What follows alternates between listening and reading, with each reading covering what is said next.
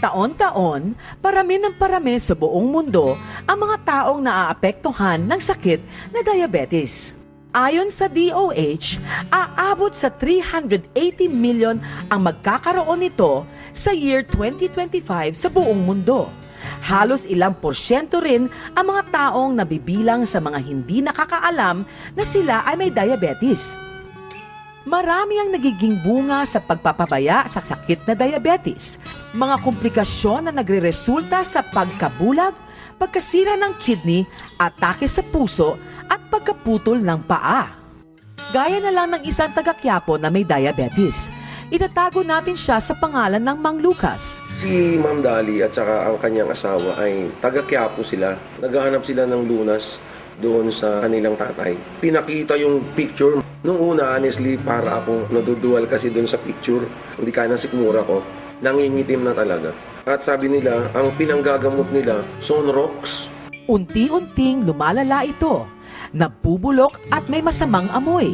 Unti-unting naaagnas at kung tatagal pa, malamang ay putulin na ang kanyang paa. Si Ma'am Dali at ang kanyang asawa, pumunta sila sa opisina sa FRPI para bumili ng Laminine. Lingid sa aking kaalaman, hindi nila pinainom, binugbod sa paa. And then, after less than a month, bumalik sila, parang wala namang nangyari. I'm not a doctor, sabi ko, pero parang may mali. Tanggalin natin yung Sonrox, gamitan natin ng Betadine at Aguoxinada. 4 times a day. Sabay, Laminine. 3 sa umaga, 3 sa gabi. Sabi ko sa mag-asawa kay Ma'am Dali, i-continue lang. Ang na-notice namin, mula sa nangingitim, walang daloy ng dugo, after 1 month, ma'am, namula. And then napansin namin, dun sa paligid, mayroong tissue build up. And then, tinuloy-tuloy. Ang nakita namin dun, good news, in less than 2 months, pagpakita nila sa akin ng picture, wow, nag-build up totally yung laman. Grabe, ma'am. Talagang halos maiyak kami kasi normal na yung paa, magaling na, and then nakakakain na, nakakatulog na, masaya na. Ngayon, gusto nang maglakwat siya. Ang kanyang paang naaagnas na halos, natuyo at tinubuan na ng laman. Sa tulong ng Laminine at pag-aalaga ng maayos sa sarili, ang kawalan ng pag-asa na palitan ng sigla at bagong buhay.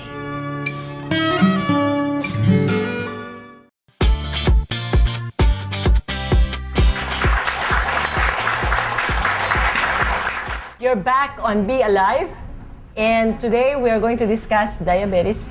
And ito pong diabetes na to ay isang chronic disease. Itong ating case ngayon, doctors, talagang puputulin na yung paa niya, nabubulok na, nangangamoy na talaga, no? And one of the remedies na ginawa ng ating Laminine user, inalagyan ng Clorox. Oh my goodness. Para maalis yung amoy. Pinakita natin ho dito kanina sa ating VTR, lumalabas na ho yung buto at bulok na ho yung laman.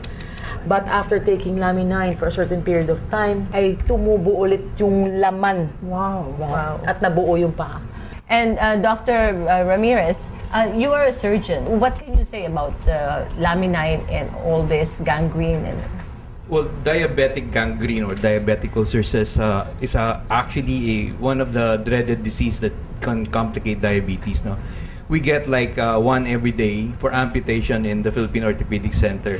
Recovery is very, very poor because the vasculature of the leg is very, very compromised. Hindi nagkakaroon na ng blood supply sa legs. So sometimes when you amputate it very low, you have to do a second amputation because the healing is very bad that there's another infection. So nare-repeat yung amputation until such a time na pataas yung amputation. Wow. So that's very difficult for the patient, especially kung hindi naman may kaya yung pasyente, the anesthesia, the antibiotics, and Pero doctor, bakit surgery ba itself. yung diabetic patient to begin with, nagkakaroon ng ganyan na kailangan putulin ang paa, kaya daliri, kung ano man. Ay, Ano ba ang- nabubulag. May nabubulag. Ano ba ang reason yan? Pag may diabetes tayo, there's increased glucose in your blood circulation. Pag sobrang taas ng glucose, ang nangyayari po, yung pathway ng glucose nagiging sorbitol. yung sorbitol po sa katawan, it causes your cell to be inflamed.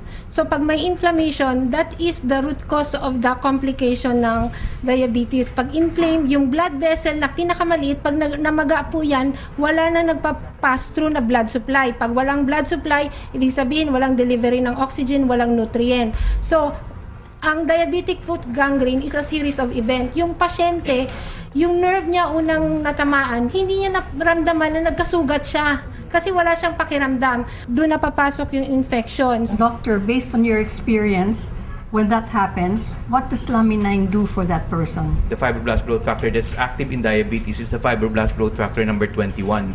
It actually lowers down your blood sugar. It increases the uptake of glucose in your cells, so that circulation or the microcirculation is restored. Your cells can recover, can heal properly, that less infection. The fibroblast growth factor in Lamine is able to do that. Meron tayo ding isang case na tumawag sa akin, Doctor. I called Dr. Ramirez the other night, no? Diabetic din siya, putol na actually ang paa niya, and nagkaroon siya ng complication which is dialysis kidney. What are the chances ba of a diabetic recovering from kidney failure naman ho? Ang kailangan unang i-address dyan is to control the blood sugar. So, yan ang unang gagawa ng paraan ng Lamine because as we know, the fibroblast growth factor can send signal to our somatic cells. So, yung cells dun sa pancreas natin will be given a signal to produce an insulin. So, para ma-utilize niya. Meron din tayong tinatawag na peripheral resistance. Kaya sinasabi ni Dr. Arlie na kahit may insulin pero hindi na-utilize yung glucose kasi may resistance dun sa cell. So, pag nabigyan din ng signal o na-transmitan ng fibroblast growth factor yung cell na makapasok yung glucose para ma-utilize ng cell to become an energy. So, hindi maraming glucose ang nagsisirculate para walang inflammation, walang complication. Kasi take note, lahat ng complication ng diabetes dahil nag-uumpisa sa maliliit na blood vessel, kaya diabetic retinopathy sa mata, maliit ang blood vessel dyan, diabetic neuropathy sa nerve, diabetic nephropathy sa kidney. So, yan yung unang target niya, yung mas maliliit na blood vessel.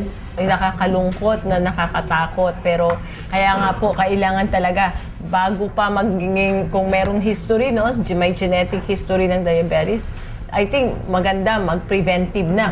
We want to ask Dr. Sunglao, how do you address when you have patients who need dental work, no, and they're diabetics? Kasi medical history, tinitignan ko. Ako po ay diabetic din, no? So when I go to my dentist, sinasabihan ako, ay mataas ang sugar mo, hindi ka pwedeng, hindi pwedeng Usually gawin yung frame ang gums. Opo. And they cannot perform any dental work Surgery. on me or surgery. Is that true, doctor? Do you... Ako, I give antibiotic muna. Then, Lamine nga. Pag mataas ang sugar ng pasyente, mahirap ang wound healing dyan. Ayun. Kasi nga sinasabi namin, block yung mga small arteries to deliver the nutrients, the oxygen for wound healing. So, pag nag-extract ka, di ba po, ng tooth, parang nag-ano ka ng wound dyan. So, yung wound healing nun, hindi siya Mas ganun mabagal. kabilis. Kailangan talaga maging normal yung blood sugar. And Dr. Yes, Mario? Yeah, I had a recent case that had diabetes and he had that dental work. What happened was the sinuses got infected.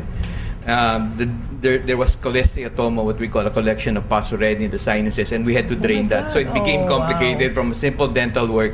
It became complicated. Nagkaroon pa ng mga complications, nahirapan pa yung pasyente. So, napakaganda po pala pati sa field ng dentistry ang Lamine. So, grabe na yon. Sa dentistry po. Napabayaan na yon. Oo. At saka maaari pa niya ikamatay, no? Yes, correct. Marami din tayong tanong sa ating mga Facebook accounts at Twitter. Those who have diabetes and want to have cosmetic surgery, halimbawa, tanitak, o kaya yung mga facelift, breast augmentation, etc. Is that advisable? When you do surgery or cosmetic surgery, you do a subcuticular repair of the skin so that the stitches will not show. So that when the healing process begins, there's only a line or sometimes you don't even see it. Ang nangyayari, if you're diabetic, there becomes infection, bumubuka isang part ng wound, no, nagkakaroon ng nana, may lumalabas doon. So the healing would be compromised, and when that happens, yung scar formation niya would would be ugly. It's really a fact that a lot of people have diabetes, no? But also, it is also a fact that a lot of people have to go through surgery. How can Lamine help if you're diabetic and you have to have surgery? Walang operasyon na pagkatapos ng operasyon lumakas, humina ang body. So the important thing there is the repair. Now the main function of the ingredients coming from the egg powder extract is to build, maintain, repair, restore cellular function. So that is already applicable in all medical condition, lalo na kung makakaroon ka ng surgery. And of course, let's invite them. Yes. A free Infinitus testing, Testing. no? Dr. Ramirez and Dr. Arlie, also Dr. Ria, makikita nyo na rin po sa office. Libre po to, libre, no? Yes. Just one last question before we go, no? Halimbawa, ikaw ay diabetic at maglalaminain ka. Should you stop your insulin or medication? Kadalasan yung mga patients na nag-i-insulin, talagang meron silang blood sugar monitor sa bahay. So, i-record nila yung mga results ng CBG nila and then they will show it to the doctor and their doctor will be the one to adjust either from insulin, gagawing oral, or pwedeng oral, i-decrease yung dose. Sana po yung mga diabetic, di ba, dapat i-monitor nila.